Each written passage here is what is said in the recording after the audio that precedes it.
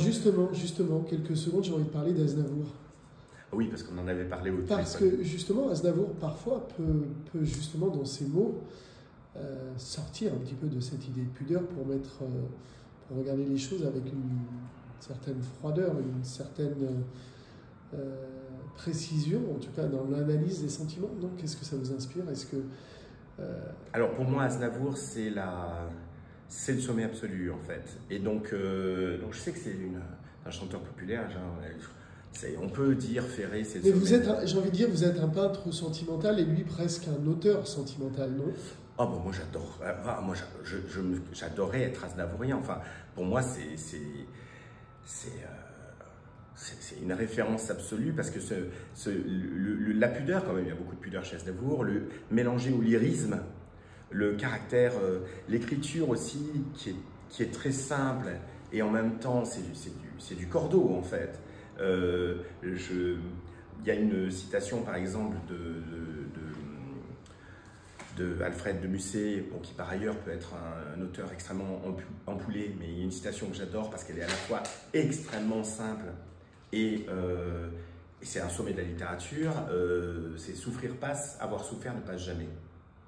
Bon, tout le monde pourrait écrire, il n'y a pas d'incolute, coxigru dans cette phrase, on n'est pas face à une structure syntaxique de fou, mais souffrir passe, virgule, avoir souffert ne passe jamais. La densité littéraire est monumentale. Et bien, chez Aznavour, souvent, je ressens ça, je me dis, mais au même niveau, pas tout le temps, mais il a écrit 1500 chansons. Donc, voilà, on parlait de pudeur, c'est dans À ma fille, quand à un moment, le père explique à sa fille qu'il va aimer son gendre, l'homme qu'elle épouse, mais qu'en fait il le hait, qu'il souhaiterait qu'il crève la gueule ouverte. Qui te déshabillera du nom qui est le nôtre. Et voilà, et c'est ce dont on avait parlé au téléphone, c'est-à-dire que dans la chanson, il évoque la nuit de noces, et il dit cet homme, il le méprise dans la chanson, cet homme qui te déshabillera, et il laisse exprès une pause dans la chanson, et donc on se dit, bon, oh là là, ça va être un peu chaud, là, ça va parler de Ken, on rentre dans le sale, et pas du tout, du nom qui est le nôtre. Et ça, ce genre de virage, comme au sport d'hiver, là, où on fait une sorte de vague de neige au dernier moment, je trouve ça incroyablement plus puissant que de rentrer dans la description des fluides et des pistons. D'ailleurs, ça me fait penser à une de vos phrases qui était « J'ai tendance à vouloir que tout soit net, soit clair, soit prévu ». Et j'ai envie de dire que ces mots sont d'une clarté... Dans cette nouvelle peinture, mais j'essaie, en ce moment, je suis en train d'essayer de récupérer un peu de la détente de l'ancienne peinture, parce que il y a aussi... revenir à l'art abstrait un peu plus. Non, en tout cas, non, une détente. C'est pas abstrait figuratif, ça ne fonctionne plus tellement, je trouve ça, mais réintroduire un peu de l'ancienne détente dans cette nouvelle peinture, ce sont des sphères, c'est très protégé, hein, c'est très... Pourquoi la sphère? C'est une vraie question.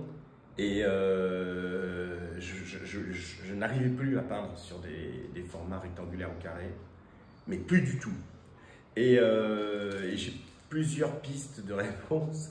Alors, la sphère, c'est parce que... Enfin, je donne la moins bonne explication, après je donne une meilleure explication, je pense. Un tableau sur le mur, soit il creuse une niche, il est concave, soit il crée une bulle, il est convexe. Pour donner un exemple, Chardin, ça fait une niche. On voit bien que ça creuse le mur.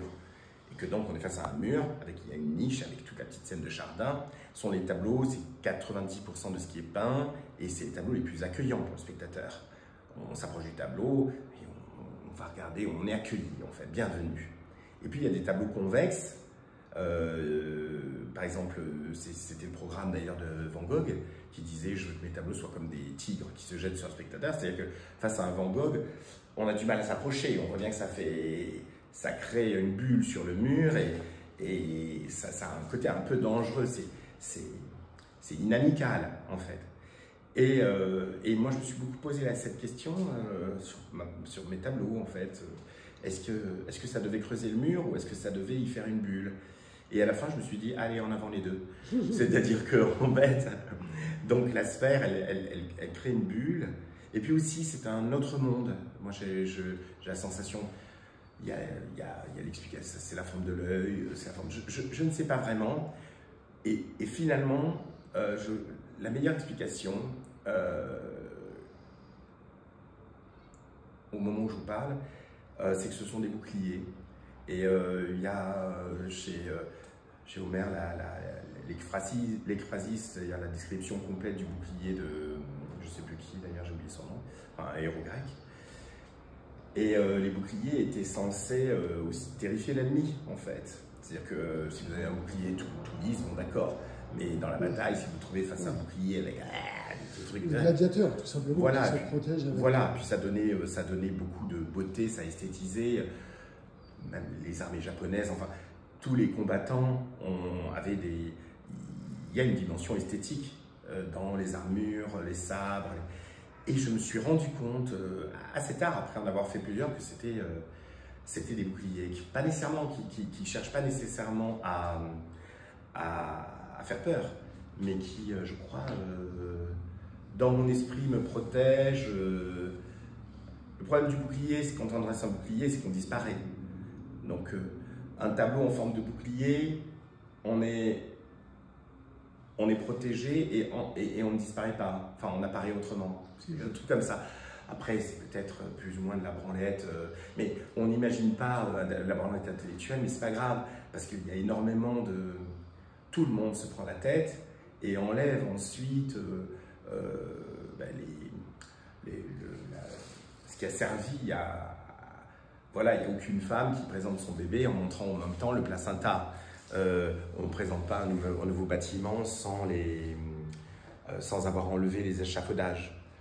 Bon, ben là, c'est pas grave. Là ce que je vous montre le placenta, les échafaudages, ce que normalement on ne voit pas. Et dans ce processus-là, il y a beaucoup de branlettes. Branlettes intellectuelles, affectives, émotionnelles. Je crois pour tout le monde. Hein. Alors peut-être qu'il y a des gens qui créent comme ça, dans une spontanéité impensée. Non, moi je me branle énormément intellectuellement. Et d'ailleurs, j'éprouve un grand plaisir à ça. J'adore penser. Ça me plaît en fait. Merci Marc Molck. Merci Sébastien.